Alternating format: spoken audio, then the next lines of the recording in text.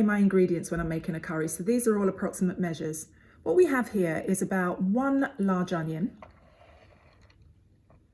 1 tablespoonful of coconut oil, about a dessert spoonful of curry powder and a teaspoonful of turmeric. We've got about 5 cloves of garlic and 1 stock cube. About 25 grams of ginger and a can of coconut milk. For this curry, I've got about 600 grams of butternut squash and about 300 grams of spinach. We also need about half a can of chopped tomatoes. The first thing we're going to do is prepare the squash to go in the oven. So we take all of that and we put it into a roasting dish.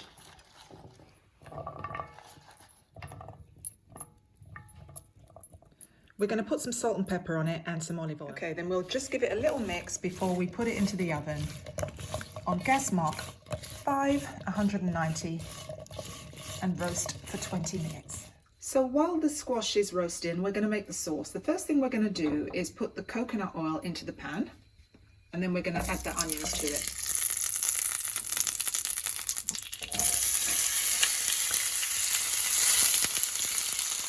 So we're going to cook the onions until they start to go nice and soft and brown. That can take between maybe 10 and 15 minutes. So as you can see, the onions are browning nicely. We're going to add the rest of the ingredients now. So the garlic first. And the ginger.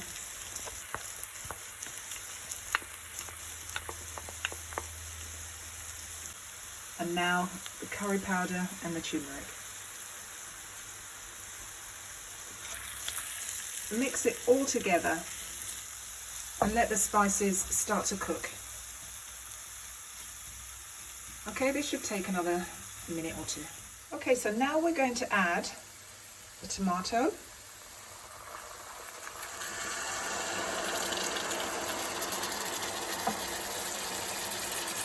I'm going to put the stock cube in now as well. Okay. And this is optional, but because I put tomato in, I like to add a little bit of sugar to cut through the sharpness of the tomato. Okay, give that a little stir. And then we can also now add the coconut milk.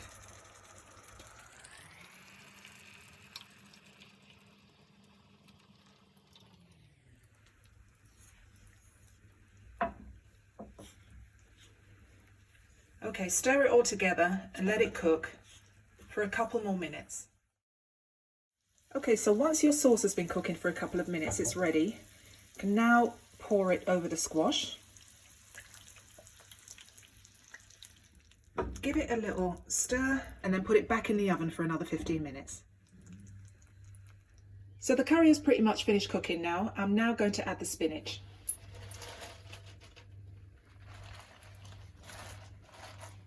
I'll turn the oven off, but I'm going to put the lid on and put the pan back in the oven to allow the spinach some time to wilt.